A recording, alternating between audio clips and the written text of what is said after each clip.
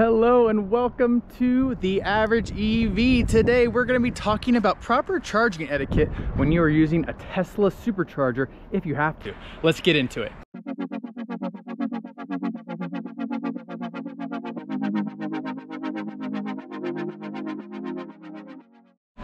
As you all can see, I'm parked a little bit funky. If the snow wasn't here, it wouldn't be as bad.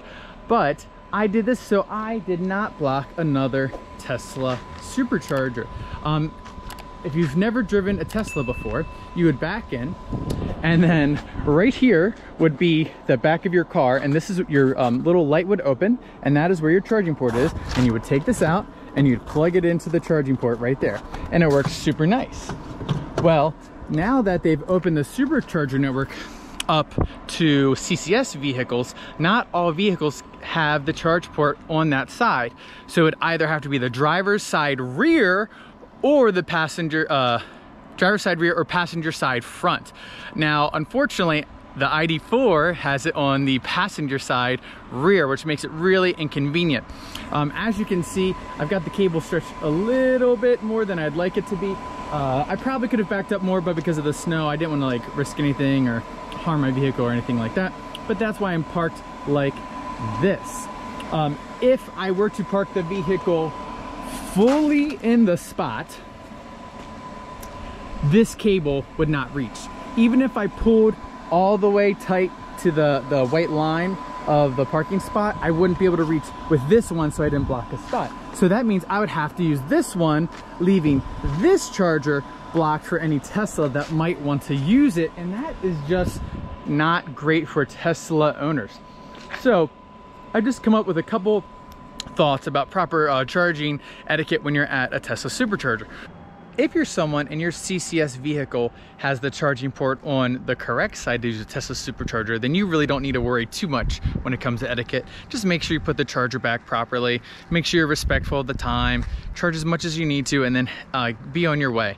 But most of the charging etiquette that is gonna affect others is for people who have vehicles like mine, where it's just not really ideal to charge at a Supercharger unless you absolutely have to. So first thing is first, when you're at a Tesla Supercharger, try and take the furthest right spot and park outside of the parking spot, even if you can only go halfway.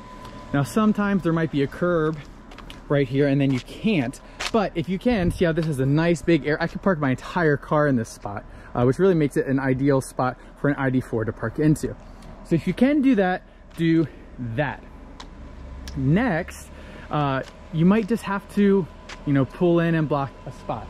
Try and make sure you pull in somewhere where you're just gonna block one spot. Don't pull across multiple chargers if you don't have to. That way you're only blocking one charger, and people, other Tesla owners and other CCS vehicles who have it on the proper side can charge their vehicle. Another thing, since it is likely if you have an ID4 or Ioniq 5 or anything like that, which has the driver's rear charging port, try and make sure you only charge what you need to, so you're not taking up the spot for a large amount of time.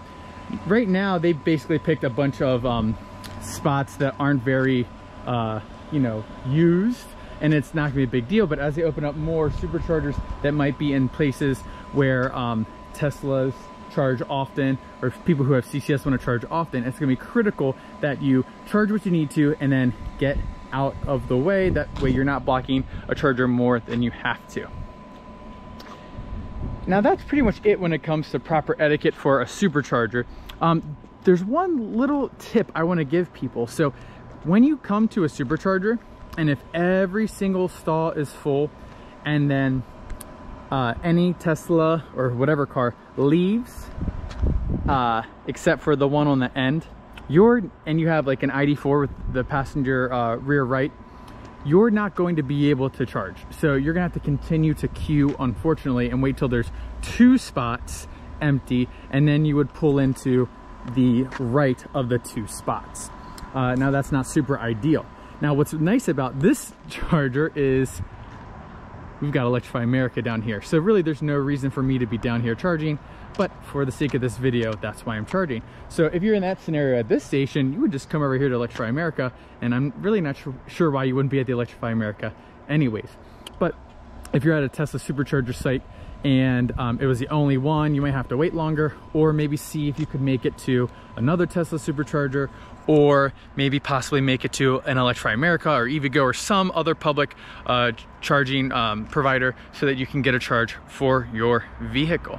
So really everybody, that's it with supercharger etiquette, aside from making sure you put the handle back properly, but I think that's a no-brainer. You know, opening up the Tesla Supercharger network, I personally don't care, and I've gone on record and I still go on record, I'm never going to use it. As of right now, it's more expensive than Electrify America. I get free charging with Electrify America for now. I don't really like free charging either, but I'm going to use it if I have it.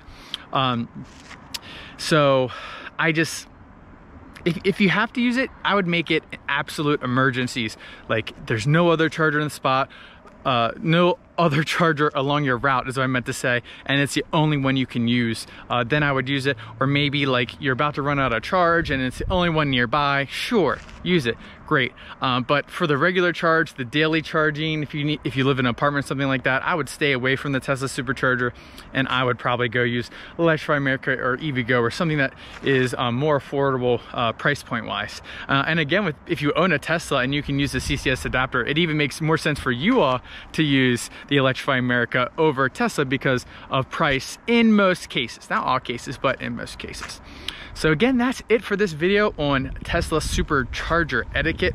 I hope it was helpful to you all. Please, if you did find this helpful, please give a like and a subscribe. The channel is growing and growing, and the more you all like and subscribe, the easier it's gonna be for, sorry, that was wrong. The easier it's gonna be for me to bring you all awesome content, upgrade cameras, drive further distances, pay a bunch of money on a Tesla Supercharger that I didn't have to because I have all these Electrify America stations over here. So again, please like, subscribe, hit the notification bell, and I will catch you all next time.